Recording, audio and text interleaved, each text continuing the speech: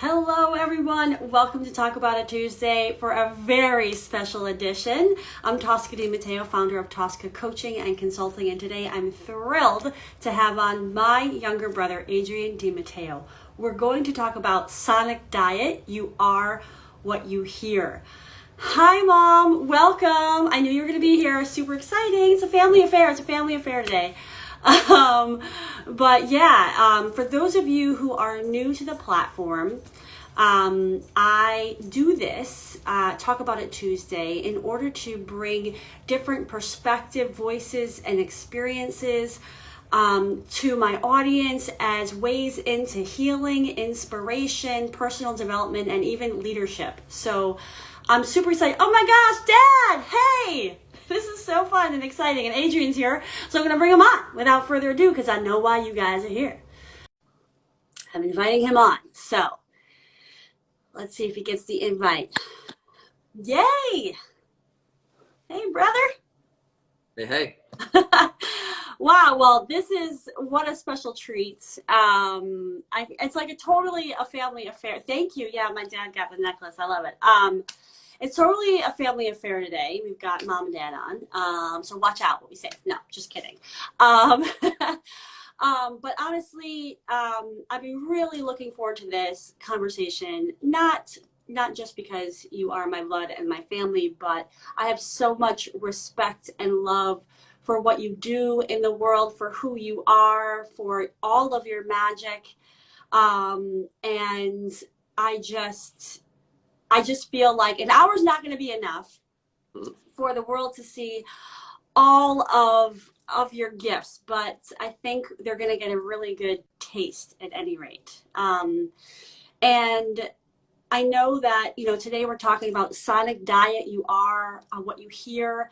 And I think this is so relevant and important for everybody because we are just inundated like never before in our lives. And so I'm just excited to hear your perspective about this as a musician, as an artist, as a healer. These are words I use to describe you, however you take that. But as with all my guests, I usually have them introduce themselves, even though I know a whole lot more about you. My request here is for you to share what's in your heart about who you are, about your life experiences that kind of shaped you. And we'll just start with helping people to kind of get to know you. And I just want to say hi to everyone joining. We've got some good friends of mine, I'm sure of yours as well. And so let's get the party started. Well, thanks so much for having me. I love you. So I'm your little brother. That's the first thing. It's really great to be here in this moment together because, you saw me when I was a baby and we were growing up together, and you never know what the future brings. And here you are doing great things, trying to help transform corporate culture and bring people meaning into their lives and the work they do. And I've done everything from play music for weddings and birthday parties and mommy and me classes and hospitals, and you name it, I've probably performed in that type of a setting. And now in recent years, finding my way into what some people call sound healing or music therapy, and more of the application of music and sound in our daily lives for bringing consciousness, bringing peace of mind. And yeah, I'm grateful for this opportunity. I think that sound is one of the medicines of the future, and I know you've brought on a lot of people that deal with different modalities, and this is my modality that I've been really diving into. I've studied music for 20 years, performed in over 40 countries.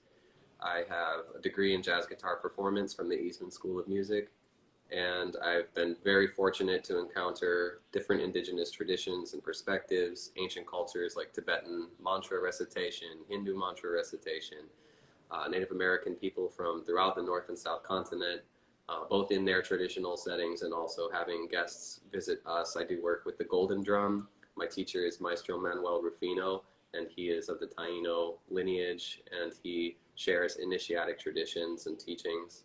So without getting into all of that, just to say that what I do is not new. It's sometimes thought of as a new age technology, but sound healing is very ancient. It's been there since the beginning. There's flutes that are 40,000 years old and drums since prehistoric times. So this is something we're rediscovering in modern times, and maybe part of what we can discuss today is a little bit of how the medical world, the scientific perspective, and these more traditional cultural ideas are converging right now to kind of validate and mutually support each other. Yeah. Yeah, and I totally want to get into all of that. And I just want to go back a little bit to when you first discovered music, and maybe that's when you first picked up the guitar or what have you, but at what point in your life did sound just become the thing? Because I know, being your sister, right, that like it's such a part of who you are. So how did you discover that for yourself? Yeah, well, I grew up with it. It was in the house. You remember our dad and brother playing music in the attic every week, and the sounds just filled the whole house. And of course, that has an influence. And both my parents, or our parents, really have a love for music, and it was always playing somewhere. And it was a wide variety of music too. It could be jazz, it could be tribal music from some obscure place, it could be Bruce Springsteen. Just you never know what you're going to get. But there was a lot of influences The coming. Beach Boys? No, just kidding. Holiday album? No. But the point is that good music was coming my way from a very young age, and so I'm sure that had an impact. I always joke that the first real interest that got sparked for me in learning music was Lisa Simpson. So I started playing saxophone when I was in 3rd grade because I had to pick an instrument for the public school system. Thankfully that the public school system had that requirement to encourage people to learn an instrument and provide the resources to make that possible. I think that music education and access to resources for people of all socioeconomic backgrounds is very important. So I'm glad that I had that exposure. Although I didn't stick with it, it was kind of an early seed. And then eventually when I was about 11, I started to notice that the guitar was an instrument that I liked in the music I was listening to, specifically a rock band from the 90s called The Offspring. And, I don't listen to that kind of music at all anymore, but at that time, for whatever reason, it sparked an interest. And, Dad set me up with a friend of his who was a teacher. And again, just like the resources were provided, an instrument was put in my hands, a teacher was provided to me, and the rest is kind of history from there. As soon as I found the guitar, I put a lot into it. I cared about it. I enjoyed it. And it was not difficult for me. It never felt like a labor or an extracurricular thing that I just had to do. It was my choice, and I loved it, and I continue to love it. Mm. And the love that you have for it is just so clear in what you do. And for those of you, please check out his albums. We'll have all the links for sure, but just an amazing singer songwriter, and the passion is evident. It's like I think we always said that people around you, your family and everybody around you was always like, you're an old soul, and just how you delivered and the depth of it. And I'm curious even just how you receive that, and do you see yourself as an old soul, or where it comes from? Because it came when you were so young. It was just so profound. Well, I see us all as old souls in a sense that the way that we understand our lives, I mean, this can go in a very different direction, so I'm not going to go too deep into that, but I think that we all have a lot of depth in our soul, right down to the very source of what it means to be alive, and however that it is that we got here, the mystery of existence. And we can have our religious perspectives, our scientific theories and everything, but at the end of the day, there's a great mystery behind who people are, what people are. I just happen to remember some things, let's say, remember really deep things from when I was a child, certain dreams, certain experiences, certain thoughts that's like, why would that thought pop into the head of a 10-year-old or an 8-year-old or whatever? But the feeling, yes, also being connected with feeling. Sometimes we block ourselves from feeling, and that makes it very difficult to express music with love, with heart, with something inspirational. Otherwise it becomes very technical. The music is in your hands, the music is theoretical. But what I observe is that the music that touches me the most really has a certain depth of feeling. When people compliment me, of course it's nice. Sometimes it's a little awkward because I tend to keep a lot of humility in my process for my own benefit. I don't think that egotism serves the music.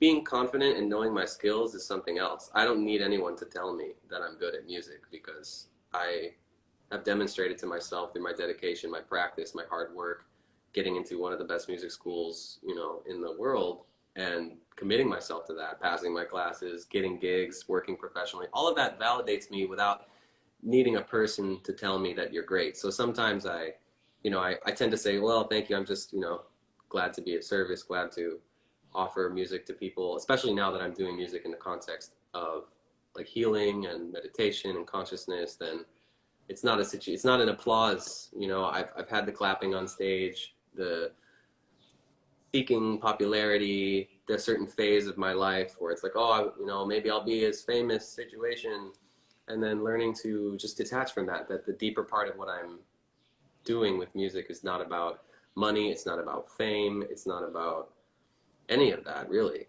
It's a personal relationship with the journey that sound has taken me on through my life. At this point, 20 years. So the majority of my life, I'm 31 now, almost 32, I've spent with music as a central aspect of my life. So it's a huge part of my identity in that sense. And I'm always kind of transforming. The more that I meditate and have experiences, then yeah. So short answer is I get a little uncomfortable when people compliment me. No, I love all the exploration. Actually, even when you were talking about the depth of who we are, because I think sometimes people, are afraid to use their voice because they're like, oh, well, I haven't been through any major thing, or and it's like all stories deserve to be told, and we all have a depth to us, and maybe we just haven't discovered all of it yet. So Yeah. actually, I think that was a beautiful point that you made. And by the way, I also want to say, since you're on my platform on IG Live, you have definitely made it. So I just want to say you are super famous now. No, I'm kidding. Yeah. So for those of you who don't know, like, humor is just like part of the family dynamic, for sure.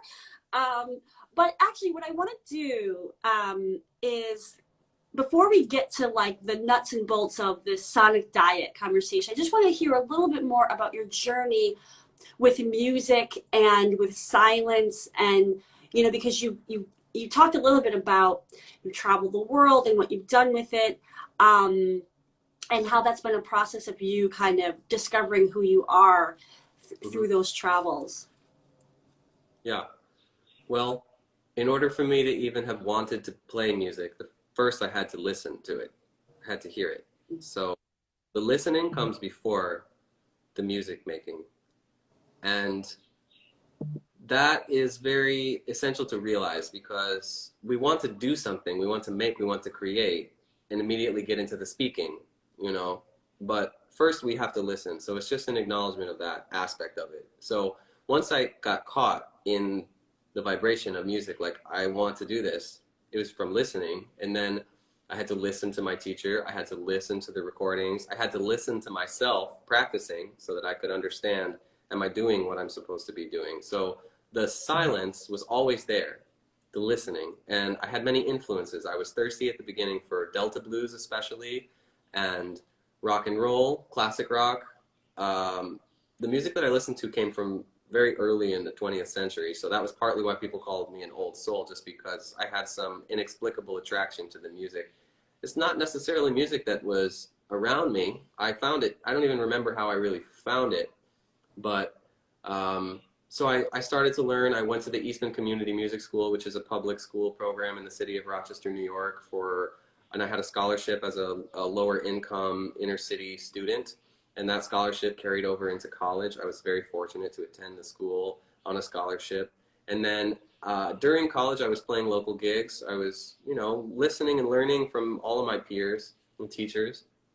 And then one day I was playing in a Baptist church in downtown, and my friend who had moved to France, a good childhood friend, we made lots of music together, had really meaningful bond. It was like that perfect time when you're a teenager and friendship intersects with your passion, and like you're differentiating yourself from your home. And I was going over and hanging out and like exploring my autonomy and all of that. And then he moved to France and ended up getting himself into a very interesting gig situation. I won't go into the whole details, but basically he was like, you want to come play upright bass, which is a completely different instrument than what I studied. And he's like, you want to join my band?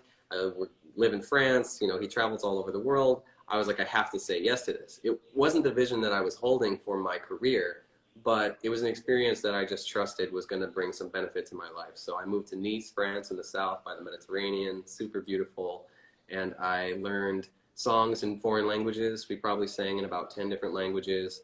And we were traveling all over, everywhere from Hong Kong to the Maldives Islands to London and cities in Italy, etc.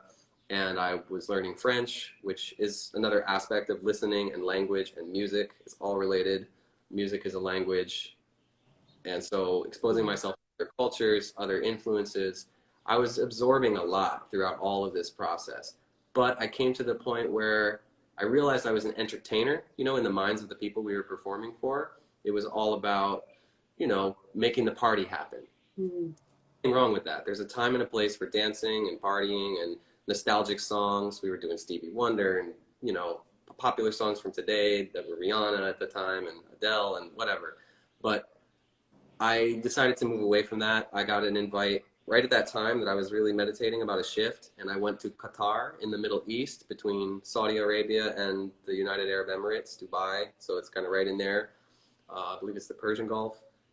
And that was a very interesting experience, living and working in a hotel in a Muslim country, alone pretty much.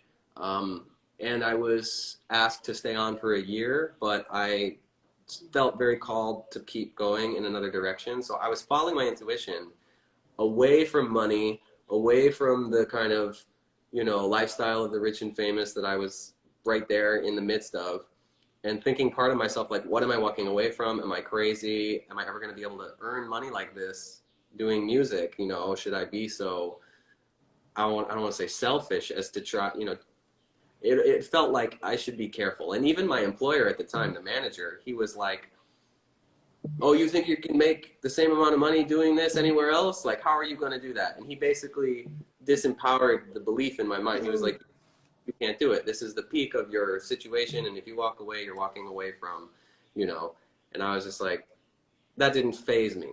And I moved to Boston, started a progressive rock band, totally different from what I was doing there, strolling music, acoustic music for parties.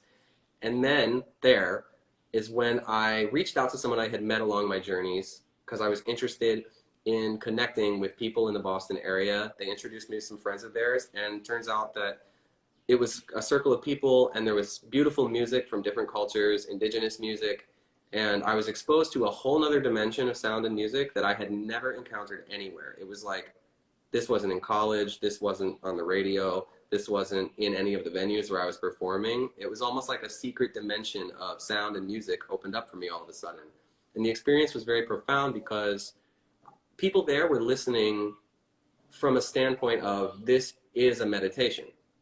And when the audience has that intention, it changes the nature of the situation because it's not a performer-audience relationship anymore. It's a co-created meditative process in which healing can happen, or awareness, a general connectivity through the process of synchronizing a group in something like that.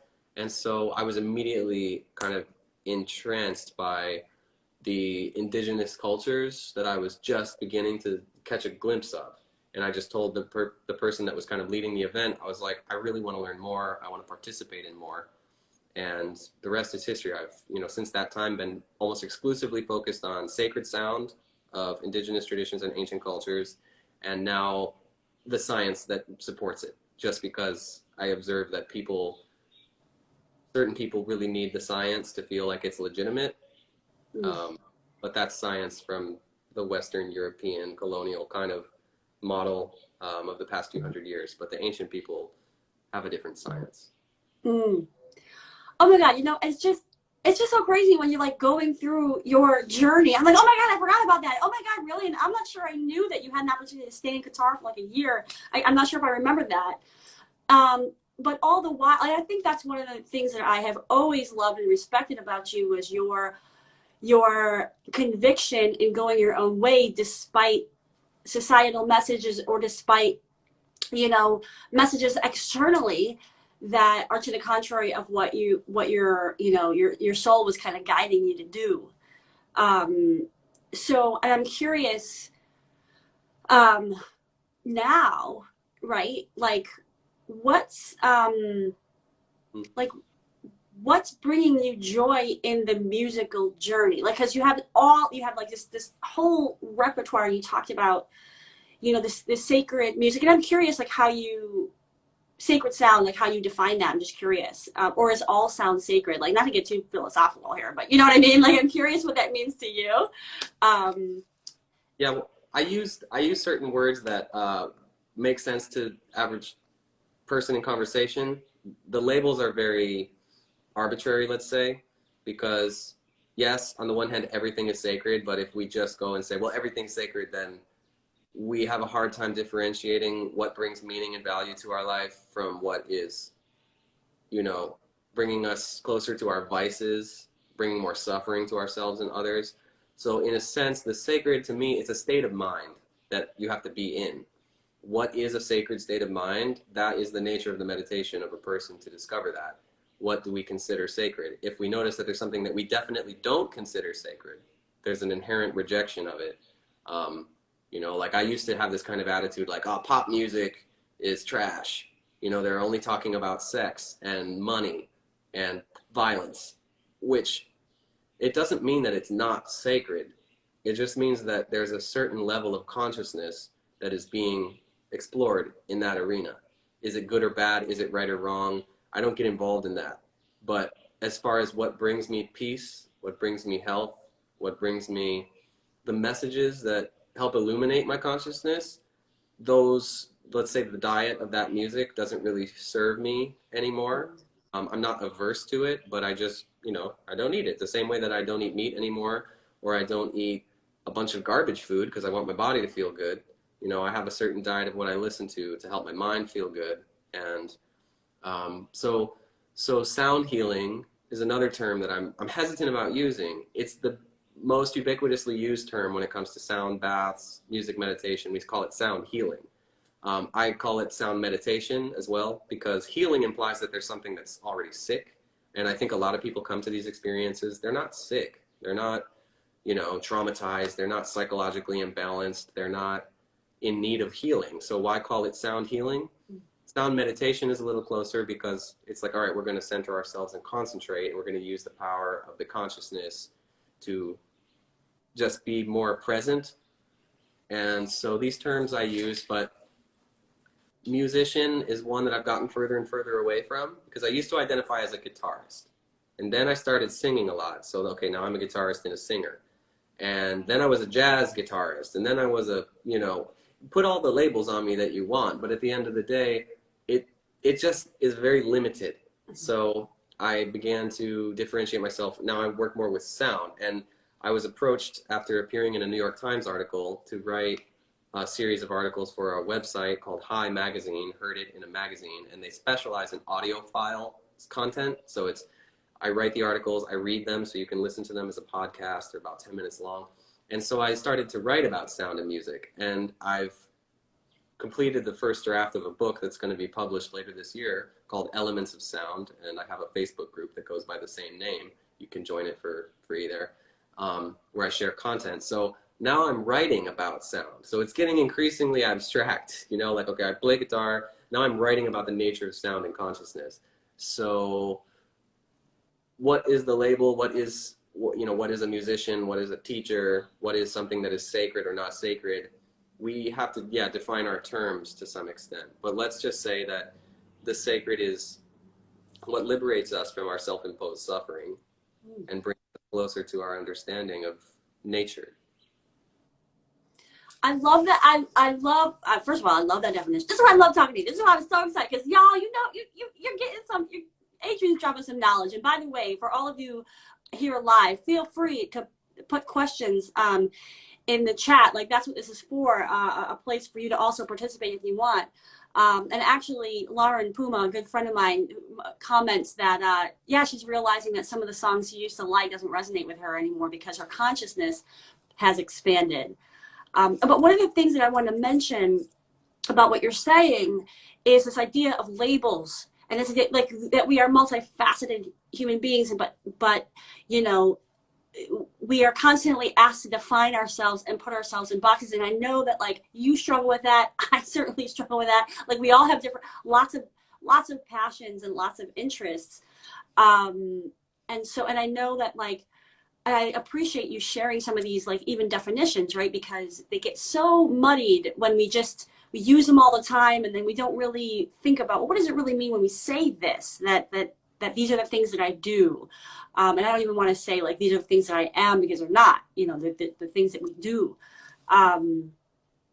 So now that you know, because you're an amazing writer, right? And a lyricist and a songwriter and meditative, I forgot the term you used, sound meditator. That's going to be off.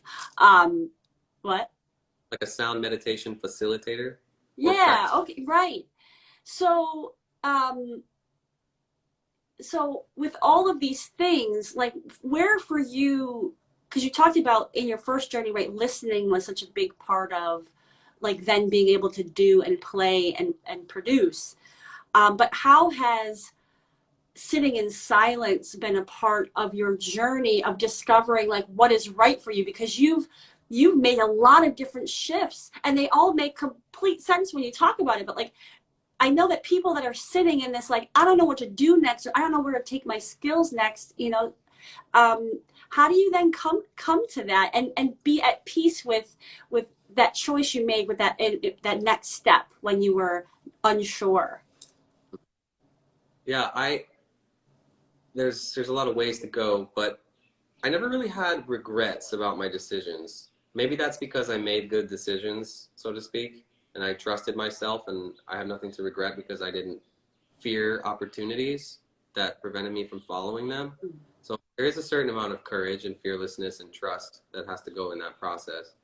But also, in order to love myself for who I am now, that requires a full embrace of everything that I've experienced up until now, including my childhood, including my adversaries, my obstacles, my so-called failures, my pains, my broken bones, my blah, blah, blah. All the things that if we hold on to them as missteps, then who we are now becomes a series of mistakes, a series of missed opportunities, a series of shortcomings. It's impossible to love yourself if your past is full of your own projected judgments. So that silencing, let's say, of the voice of self-sabotage, that's part of listening. First, we have to wake up one day and realize we're already heavily conditioned by whether religious ideologies, moral structures from our society, scientific theories that may or may not be accurate about the nature of the universe as they've changed constantly for thousands of years. We're a series of belief systems that have been imposed on us since childhood and earlier, imprinted, let's say, into our genetics, fear instincts, all kinds of things that are just creating a predisposition to fear and all kinds of emotions. Each person's balance in their nature varies, and the ancient medical systems of Tibet and India have a very sophisticated knowledge of what are the typologies of people and their health, and that's psychological, but it's also physiological. So when we wake up to this fact that, okay, hold on, there's a whole dam that's broken, and all the water of the past is sort of flowing into my now, and it's very hard to be the person I want to be now because of the past, then we take the time to meditate. So meditation has been very important to me since about the age of 14 when I started to learn of its existence. I read some article that was like, oh, you meditate, you sit in front of a candle and you take a breath in for 14 seconds and you breathe out for 14 seconds. And they had some very like arbitrary definition of how to meditate. But I gave it a shot. I noticed a shift because, of course, synchronizing your breathing in a deep and steady way creates what's called coherence between the mental and the emotional. The heart and the brain have a coherent electromagnetic impulse, and the Heart Math Institute studies the science behind this, but meditation is known to create coherence in the whole psychophysiological system. And so I was experiencing peace through silence, silencing thoughts that, well, they're just not serving me anymore. Now, silencing them doesn't mean, people think, okay, Buddhism or meditation is nihilistic, that all the forms are just supposed to disappear, you stop existing somehow, that you're like negating life, negating thought. It's not like that for me. It's more that the sky is clear and blue beyond the clouds always. Yet the clouds pass, and so these thoughts pass through the mind. But rather than becoming attached to them, you recognize them as impermanent. And by observing them, then you become one step removed from identifying with the thoughts themselves. So the listening, the silence, the meditation, it strengthens the observer within and creates a little bit of space between the direct, instinctual, reactionary nature, like, oh, you said something bad about me, and now I'm angry, and now I'm reacting. Without meditation, it's very hard to see what's happening in a neutral way, including how we see ourselves. So the listening and the silence is a point, an abstract point in your mind that you can move towards silence while the thoughts quiet, while the thoughts shift, they become more abstract, they become maybe more true and deeper to what your consciousness is truly experiencing on, let's say, a subconscious level. But if silence is your destination, you'll become very frustrated attempting to reach the horizon of the world. You're going around and around trying to reach the horizon, and then, oh wait, but now the horizon is further away. So silence is receding, but we approach it as a, let's say, a destination that you can reach or something. Silence is a source of wisdom. We are no longer functioning in the rambling of what's always, okay, I believe this, I believe that, this is what I think, this is what you say, this is what so-and-so did. There is no end to the rambling of the world. So silence and meditation gives us access to another voice, deeper voice. Okay, y'all know you're going to have to come back and re-listen to that because it's just a lot. But I want to pause, and it's amazing, but I want to pause for a second because, you know, I work with a lot of people, and I'm sure that you do too, that that the quieting and finding the silence is like extremely challenging, right? And I'm wondering even if there's a point in which if that machine is just going so much that it's actually detrimental, you know, and maybe not something to seek. Maybe you're not ready for that. Like, I don't know. You know what I'm saying? Like, yeah, definitely. Well, that's very wise. Yeah, because we get fanatic about things like, oh, I need to sit in silence for 45 minutes or I'm not meditating right, or I'm not doing it well, or if I don't do it every day, I'm a bad student or I'm a bad meditator. If my thoughts are still rambling, then I'm not doing it right, or all of that. But see, that's why today with 2022 and all the duality, right? This is sound and silence and the opposition of that, and all of the dualities of life, the self and the other, the happiness and the misery. And we put ourselves in the midst of all these contrasts. I'm good, I'm bad, I'm right, I'm wrong. And that is going to create cognitive dissonance because we're out of alignment with the reality of what's happening versus our idealized perception of ourselves. So there are two medicines here, the medicine of sound and the medicine of silence. So at a certain moment, it's the right medicine to sit or to walk peacefully in nature, because that's another way to meditate, to walk and to silence the mind and just become more present and more connected with the environment and to just kind of settle into that. But there's another moment when mantra recitation, singing, chanting, praying out loud, having a psychological conversation with, or just a conversation about your feelings and your thoughts with a close friend, someone you can trust, someone who's a good listener. Then there's a medicine of sound. So the music that I offer, for instance, I created an album called While You Are Awake. And that album is an instrumental album featuring guitar and flutes and handpans and many different instruments. And it was designed for meditation, for yoga classes, for healing, massage sessions, and things of that nature.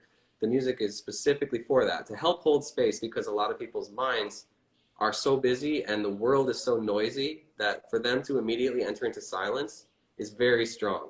You know, some people can't even be in a car with somebody for 10 minutes without talking because they feel like, oh, we're supposed to be talking.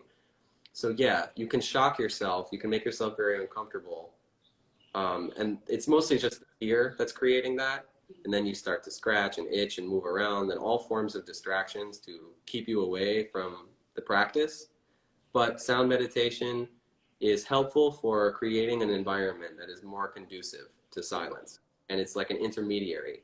Then at a certain moment, you may not require any music. And at a certain moment, you can sit in the middle of Times Square and meditate, and it's not distracting, because meditation is not something that you just do in your bedroom when it's comfortable and convenient for you. That's a good place to practice. It's a safe place to practice. Like a child, they learn to walk in the home, and you don't let them outside of your sight, and there they are. And then one day, they leave, and you have to trust they can do it out in the world. And you have to trust yourself eventually that, you know what, meditation is, it's a state of consciousness that I can carry with me always. But we do have to learn to identify it a little bit and come in touch with it. Otherwise, it's too many influences all kind of coming into your mind in a busy environment, in a harsh environment. So oh, sorry. What were you gonna say? No, the last thing is just the music and the sound that help hold space for that. Some people use a candle for a point of focus. Some people use incense and other forms of aromatherapy.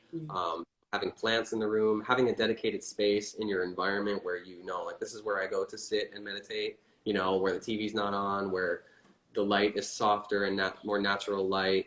There's a lot of different vibrational therapies for creating a space that's conducive to meditation.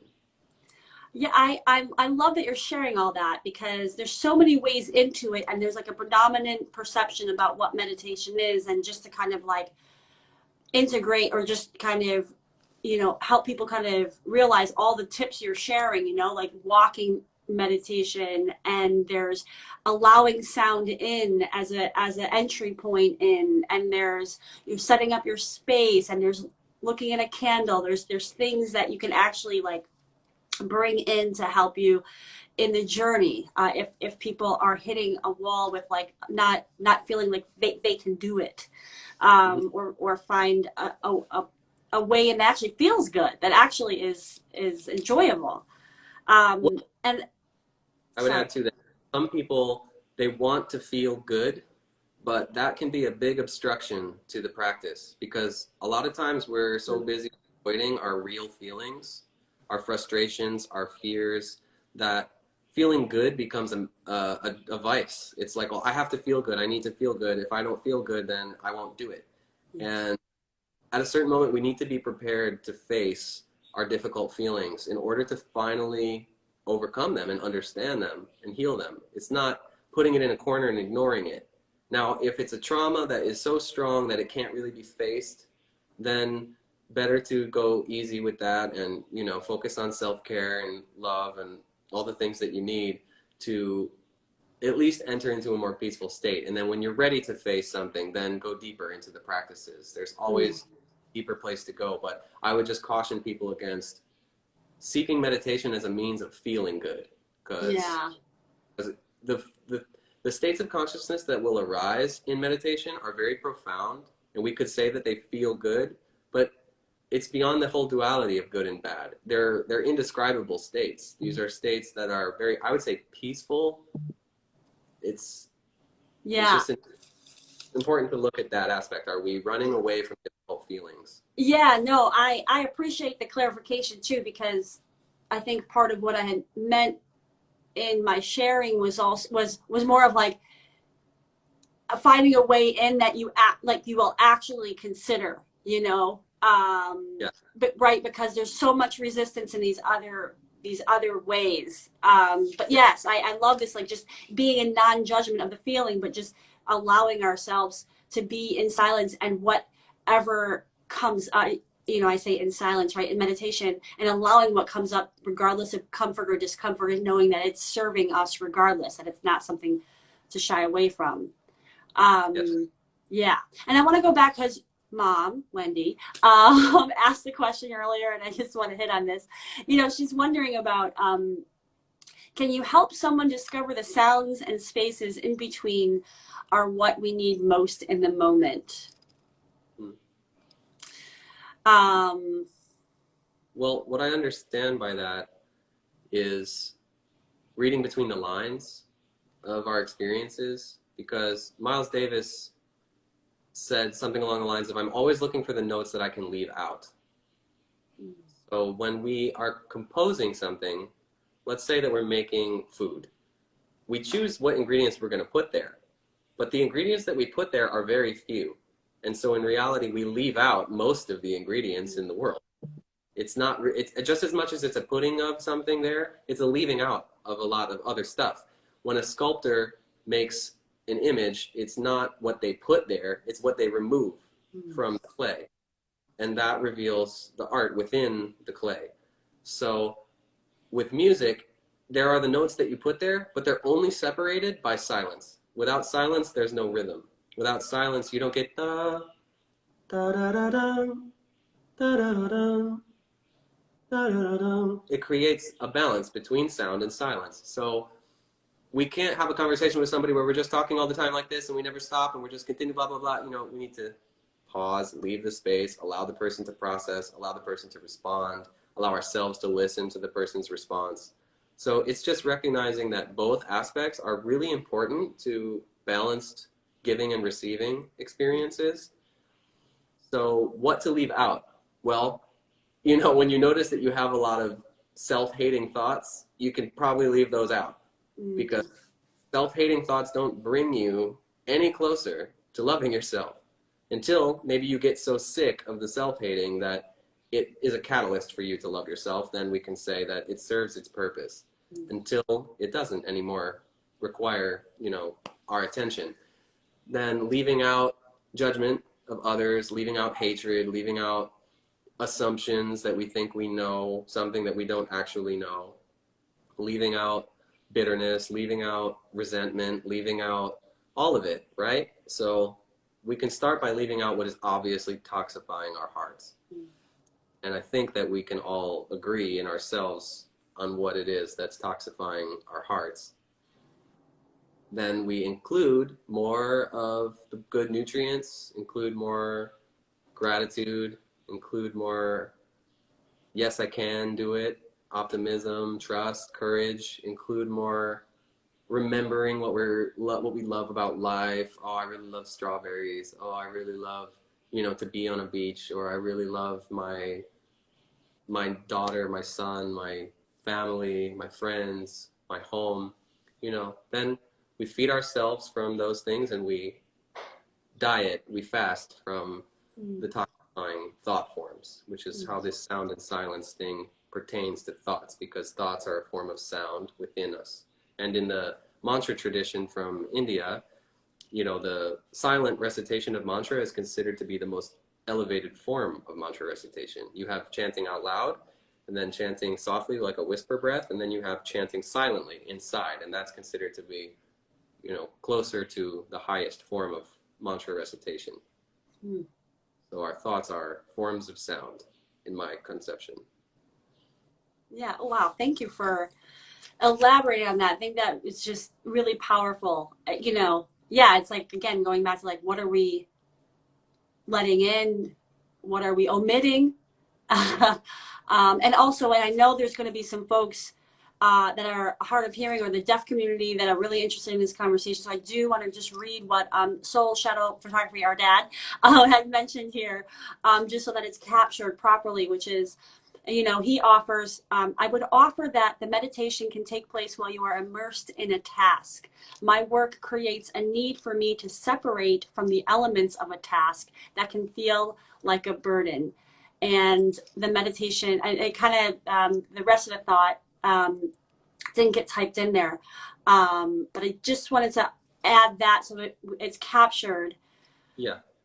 I think that a meditative state of consciousness is something that we can do anywhere at any time, and that the mind is naturally a meditative technology.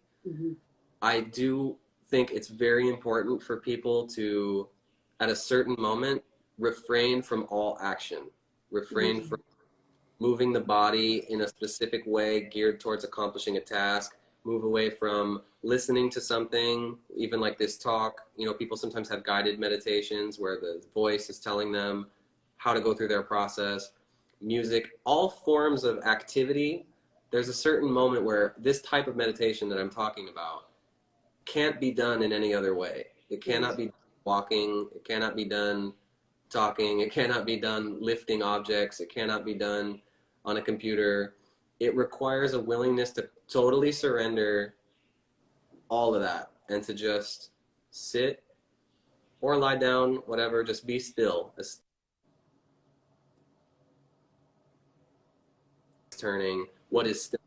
This is another abstract question. What is silence and what is stillness? Because vibration is defined by energy moving through time and space. So can we actually still ourselves? Some people meditate in silence so deeply that they start to hear the blood flowing in their ears. And I'd like to address the deaf question in a moment, but the point is just, yes, we can be in a meditative state of consciousness, and it's important that we are doing that as much as possible at all times so that we aren't caught off guard all of a sudden. We're not aware and then we hurt ourselves with tools, or we're not aware and then we get triggered by something and we immediately react and then we damage the rest of our day and the other person's day because we weren't prepared for that moment. But when we can find the space and time to just stop all activities, stop the thoughts and the analysis and projections and everything, then there's something in that space that's only accessible in that space. Yeah, and look, I know that's a super hard concept probably for a lot of people watching now and after the fact, like this, because we are so used to the overdoing and the doing and the doing, and like even slowing down is like painful for a lot of people. So I do want to ask about how you have been, like, have you always been able to get to that type of, that level of silence within yourself, you know, and what, you know, I want to ask that, but I also, before handing it over, I do want to also mention this other comment from one of the audience members. So again, that's captured, which is getting used to being in the present moment with, through consciousness, mind lead to profound meditation, and the music is great to stabilize. Mm-hmm. Yeah, definitely. That might be my friend Tenzin. Yeah, I think so. Yeah, he's actually one of the first people I ever did work with sound meditation. I was very interested in instruments from the Himalayas, and he was working in a shop near Boston where I was living in Salem, Massachusetts, and he started to show me some things about their tradition, and we got together and did some sound meditation for people. So thank you for being here. Thank you for sharing that. And deep thank you to the Tibetan tradition for its incredible beauty and wisdom. I just consider myself very lucky to have made some good relationships with that tradition, and I'm very humble to it. But yes, the finding the silence within myself, no, it's not easy. Never is it easy. And that's why I don't consider myself any type of expert. How can I describe it to you? Because it's an internal process. A person has to go through this for themselves. And this is one of the reasons it's so difficult for the scientifically oriented and the materially oriented people, because there's physics in the external, observable, quantifiable, material, physical universe, and then there's metaphysics. And this is a metaphysical science. And just because it's an internal science that can't be validated by an external observer doesn't mean it's not real. It doesn't mean it's not happening. So I could describe to you in words a state of consciousness, but you have to yourself enter into the state in order for it to be experienced, because words fundamentally cannot describe silence. That is beyond the capacity of words. So to access what I'm talking about requires a direct experiential situation, and one has to explore that for themselves. I can say that I've gained a lot of tools along the way.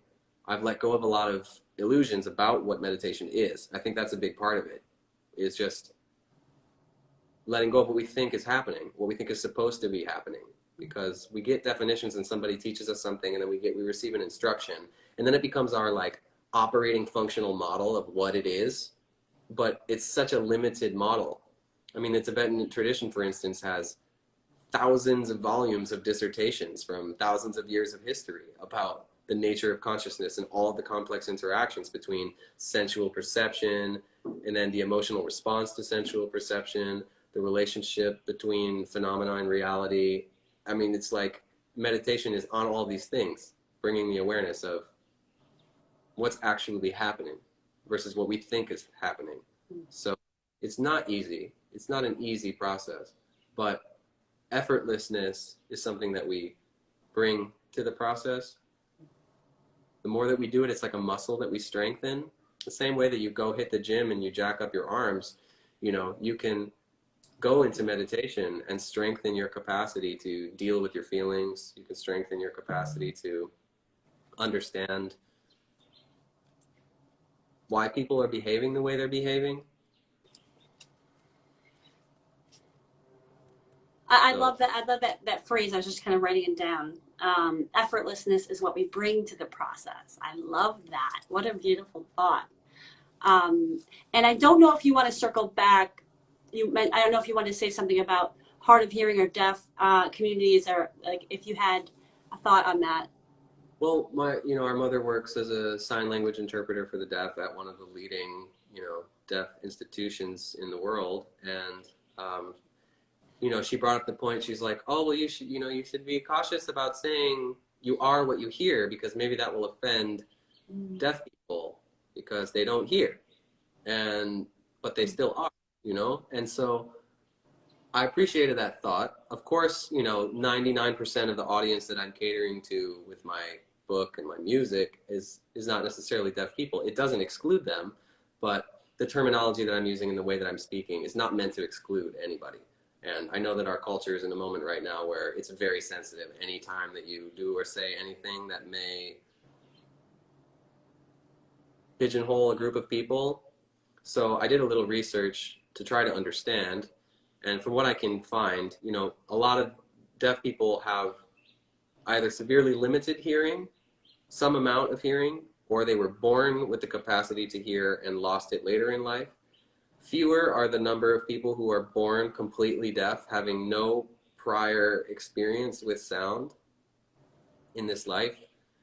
And so that's the point where language itself, vibration itself, okay, my understanding is that vibration splits into sound and light and other forms, but both are interdependent. So in science, photons measure light beams and phonons measure sound particles, let's say.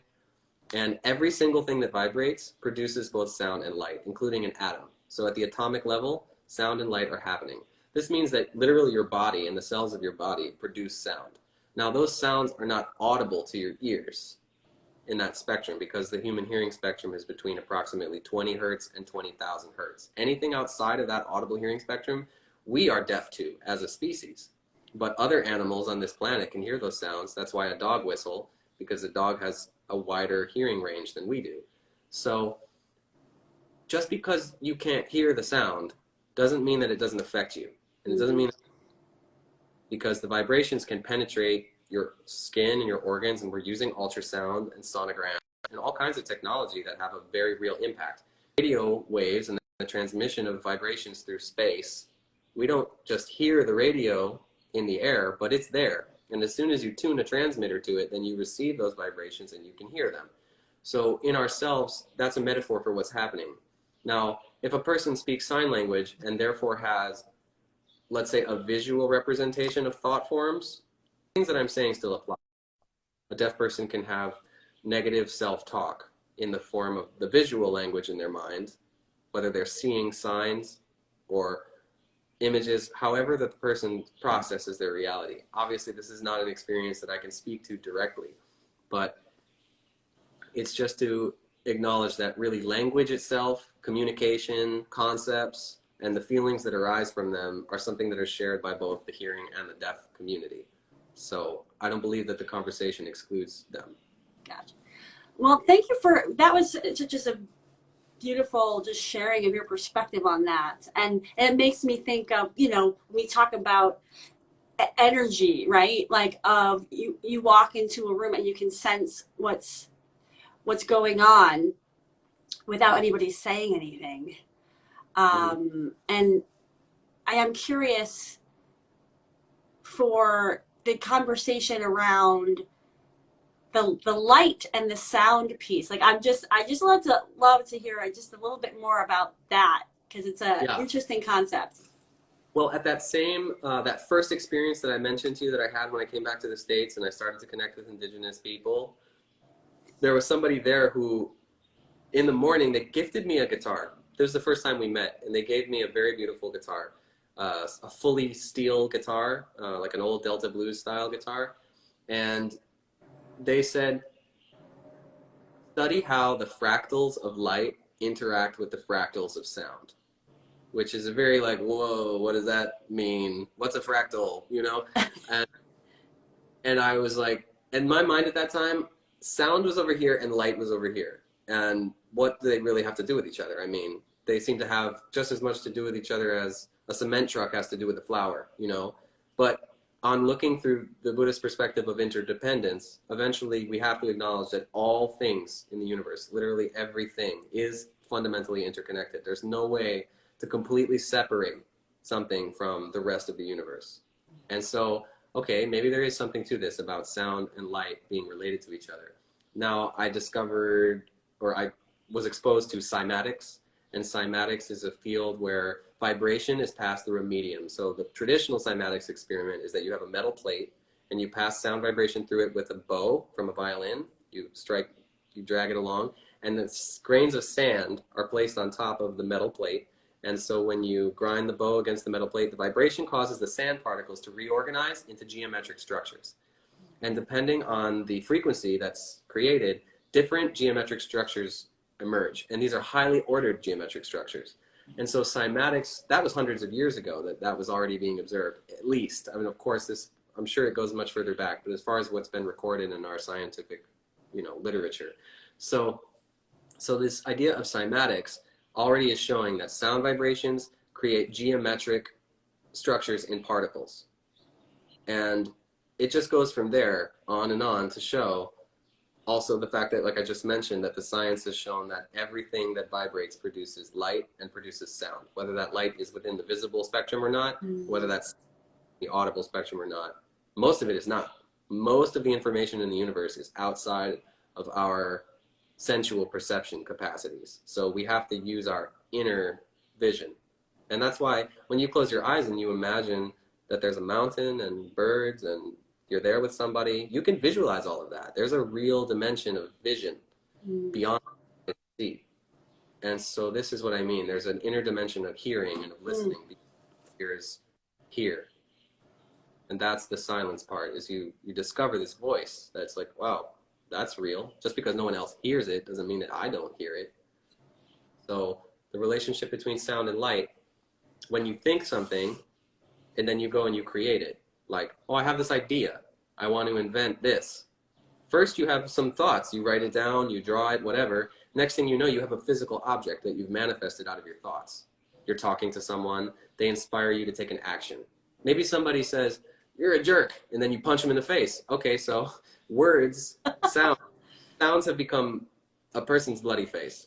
So this is where we are as a society, that we have lost some of the nuances of communication. We're feeding ourselves with all kinds of fear through the media, the news. We're feeding ourselves with all kinds of sexuality and depravity. I'm not calling sexuality, you know, bad or depraved, but the way that we treat it, you know, is questionable. It's for each person to decide if they think that exalting nudity and misogyny and orgiastic behavior is something that's beneficial for human consciousness or not. That's up to you. But the point is just that these vibrations are resulting in actions that are taken. So that's my relationship with sound and light. I think something, and the next thing I know, I'm feeling a certain way, and then based on my feelings, I'm behaving a certain way. And those behaviors are visible. Yeah, that's like such an interesting like journey you just took us on with that thought. And like I knew this was gonna happen, and we're like at the top of the hour. It's crazy. And I want to be mindful of your time. So I guess what I want to ask is, I just want to ask an open-ended question around, like, is there anything you feel like we haven't covered that you really want to talk about as it relates to this topic, or what's coming up for you? Yeah. The esophagus is one of the first parts of the body that forms in utero, and therefore a lot of the emotional experiences that are happening inside of the mother and father are imprinted on the esophagus. This is kind of an abstract thought, but because we already know that sound vibrations physically affect molecules and particles and reorganize their structures, then those vibrations passing through the physical body of the mother into the womb and so on are affecting the cellular development, the genetic development, and there is some impact that it has. Now, when you're growing up in a home where you're told to shut up, you're told to be quiet, you're told not to ask questions, you're told you're wrong, you're told you're stupid, that can severely close your sense of comfort expressing yourself. And you're very timid and silent. And a person like that will have a very hard time singing or speaking publicly, or even could result in just generally throat issues and respiratory issues because of there's like a constriction and a thing that can happen there energetically. Now, a person who is given a lot of opportunity to speak and to share, and you're the best thing ever, and you're the most amazing, and you're the most genius, and the person can become totally delusional about themselves. Like, well, I'm the best in the world, and everyone should love me, and I'm, like an overexpressive typology. So there's the extremely quiet, and there's the over dramatic, over expressive. So balance, the middle way, the meditation, is to bring these two into alignment. Like, what is the appropriate thing to say with what tone of voice, when, and to who, and to recognize the context of the communication.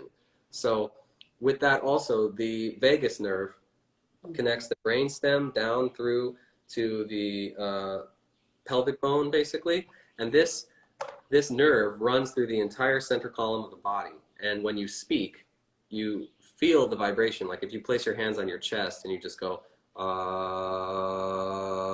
you will feel vibrations in your hands.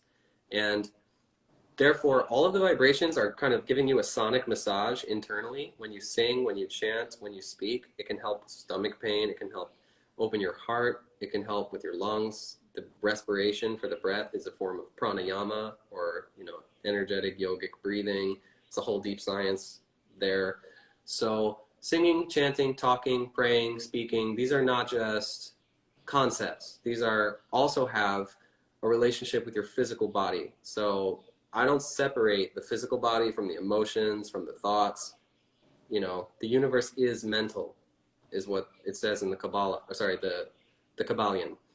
And this is a very ancient knowledge that the law of polarity, the cause and effect, and the resolution of all paradoxes, enemies, and so on. We just come into this place and we learn how to express ourselves. We learn how to heal and not to hurt others anymore, not to hurt ourselves. There's an ancient Egyptian document called the 42 Positive and Negative Affirmations of Maat, M-A-A-T. And these are two lists of things to do and things not to do, basically, for the initiatic person. And this list includes many very specific pieces of advice. Don't tell lies to people. Don't eavesdrop. Don't speak ill of God. Do exalt positive things. Do not speak from a place of fear without reason. Like, don't be afraid without reason. Don't be angry without reason. There's a whole bunch of guidelines for healthy consciousness. So this is what I would consider to be the diet of the voice, the diet of communication. And just recognizing that there is a physical aspect of that as well. So beginning to sing, beginning to chant, finding simple instruments, a drum, a shaker, hand pans, simple Native American flutes, any instrument to get your hands on. You can sit at a piano and just, whatever calls you. Maybe consider connecting with sound and music a little bit more and being fearless enough to use your voice, whether in the shower or in the car or on a walk. Doesn't matter who's listening, doesn't matter what they judge you for. If you can talk, you can sing. If you can walk, you can dance. Only in recent times in our culture has the performer and the audience become this dichotomy, but that is not the way of the traditional people. There's no stages and theaters in the tribal communities most of the time. There are, I'm not saying that those don't exist, but in general, music making, song and dance, storytelling, these are community practices. And there are always experts and people who are specifically gifted with that, but they're not considered to be the ones that do it and no one else does it. Now we see the celebrity on stage and we compare ourselves to that and we think, I have such a bad voice, I can never be a singer. And then we just never sing, as if singing is not as essential to human nature as talking. Dancing and singing, I see babies do it. I see children do it. So we shut that down later. I love it. Bring it back. Bring it back to the people, right? Like it's democratized sound and music and you know, and I know you have to go in a little bit, but I do want to invite you if you feel called. I know you probably have your guitar nearby. If you feel called in any way to share anything with this audience, yeah, not you. I What? don't, No. I don't have a guitar. I don't even Yes, have for a. those of you who have stayed, you've stayed for a treat. Oh, I love it. I love it. Yeah, I was thinking about it. This is a mantra from the Hindu tradition, and it speaks to what we've been talking about today, which is duality and very much the movement from darkness to light. I have a spiritual teacher. It's a very important aspect of my life. It's something that provides me with just an incredible resource. The same way that a library presents you with a resource, you know, a true teacher is a library of consciousness, like how to understand human nature, how to understand the nature of the universe. And so this is what I'm very grateful to share. This song about the reconciliation of duality, or this chant, this mantra in Sanskrit. And it has an English translation, so you'll know what it means.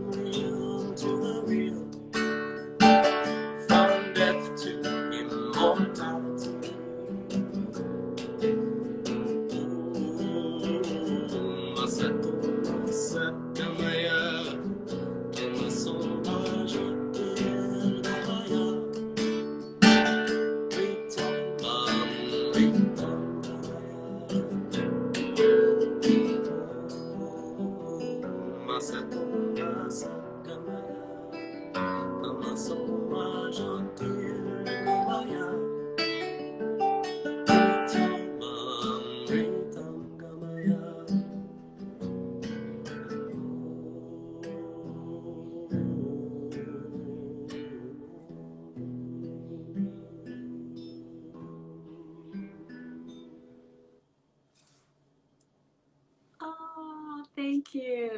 Thank you for sharing. That was beautiful. And the audience agrees, smiling and tearing, such a powerful sound. Peppermint says, thank you. Thank you for that. Oh, man. So, I guess, you know, as we're wrapping here, and again, I just want to thank you for your gifts, your time. Like, see, you see, y'all, this is why my brother's a bomb.com, right? And I got two brothers, so I'm blessed all around. Um, and so, how can people be more in touch with you, learn more about your offerings? And I know you have a book coming out. You give guitar lessons. You have a Facebook group. So, how can people be in touch? Yeah, well, in my Instagram profile, you can follow me there, and you can go to my link tree where you'll find links to, in my bio, the link to articles that I've written, links to my music, which you can purchase or listen to for free. Of course, it's great to support original artists. We are highly undersupported in many ways in our society right now, so if you feel so inclined as to purchase some music for yourself or others, that can be done there or through my website, adriandimatteo.com.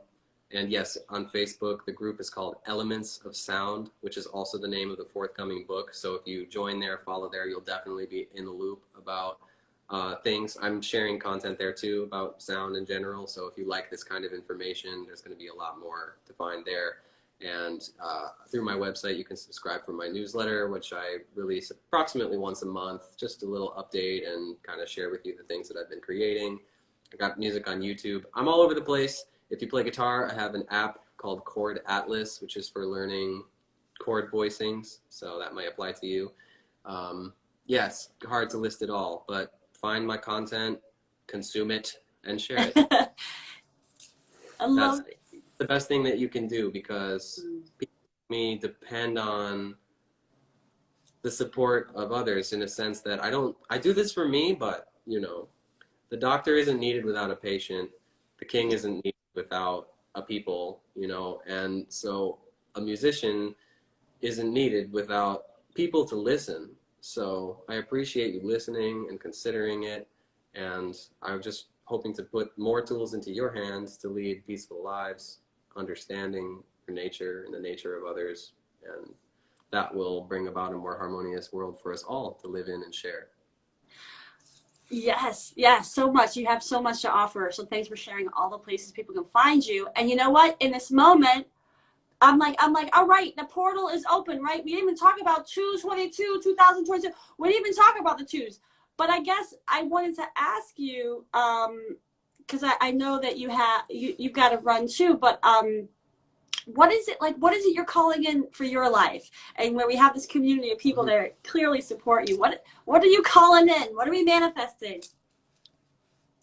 Well, I just want to say we did talk about the twos, because the whole time we were talking about sound and silence, and I brought up the nature of duality and giving and receiving, and the listener and the one sharing. All of that for me is deeply connected to the numerology of two.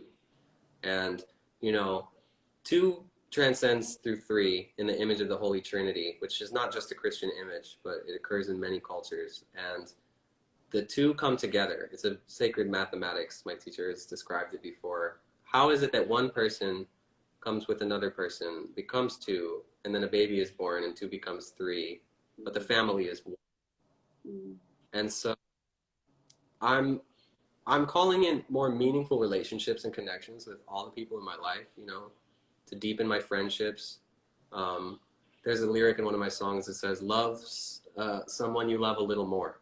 Just love them a little more, you know, not to become complacent or automatic or passive about our relationships, because one day we have them and one day we don't have them. So right now we had the full moon in Leo, Valentine's Day situation, and the big heart, So becoming more loving and caring and sharing. And opportunities like this are exactly what I'm calling in. So more and more chances to share this information with people. And yeah, good relationship, health for myself and others, fearlessness for the world, having gone through and continuing to go through such a powerful process, that people can understand, to see beyond what it looks like is happening in the world, political situations, violence, starvation, deforestation. I mean, we could talk all day about the misery that's projected on the news, but is that reality? Is what's happening right here, right now, to our eyes and ears, really reality? I mean, this is another conversation, but we Part think the dream is... two. What is reality? Say that we think the dream is real, and we wake up and we realize that it was a dream. And we think that this is real, and then we wake up and we realize that this is a series of reflections and projections. And yes, people are dying, and we want to do our part to bring peace to the world. And yes, all kinds of suffering and corruptions and things. But focusing on that is not going to bring us to the healing. So I encourage everyone to go in, enter the silence, discover yourself more deeply, feel yourself more deeply, learn to express the truth of your heart and not the fears that have been put on top of you. They're not your fears. So freedom for all people, freedom, love, peace. Not just the words. The last thing I want to say, I know, is like, we say I love you, but you know what it is when somebody, oh, I love you, bye, I love you. You know, it's like there's no feeling in the words.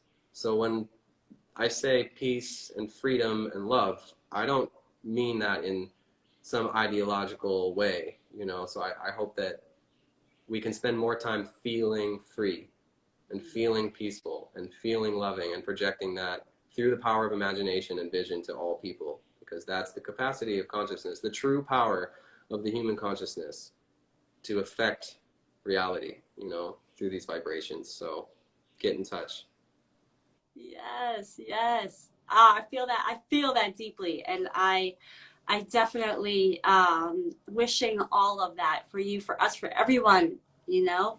Um, and for anyone who joined late or wants to share this, by all means, like this is posted on Instagram immediately following, and it will be on YouTube as well, my channel, and you'll have lots of ways to get at this, but yes, yes, I just Adrian, it's very hard to express how much I love you. Um, and how much I'm really glad that mom and dad were here to be a part of this moment where we're able to connect in this way, and everybody else that joined. And I believe so much that you are here to be the messenger for this and all your teachings. And so I just, you know, I'm just wishing for you all of that, all the audiences that need to hear what you have to say for bigger peace and freedom and love in our lives. So, so it shall be. So it is done. So is it written? And so it's done. Yeah, it's one of those things. And there we are.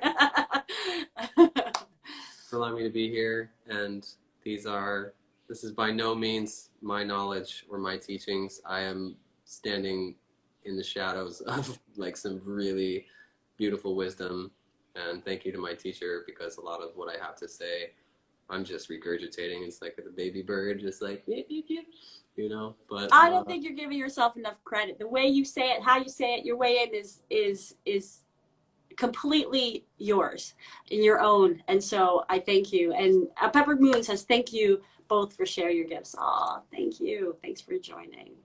Yeah. Great. Well, we have another opportunity to have a different conversation and revisit this subject, because it's vast. Yes, part 2. Who wants a part 2? Give us some hearts. We'll come back. Have to do it on. We'll have to on 111 or something. We'll have to. Yes, yes, exactly. We'll find another special portal day. All right, love you, bro, and I'll see you soon, I hope, and enjoy the rest of 2022. Same to you, and same to everyone listening. Peace. All right, love you. Mwah. Ciao for now. Ciao.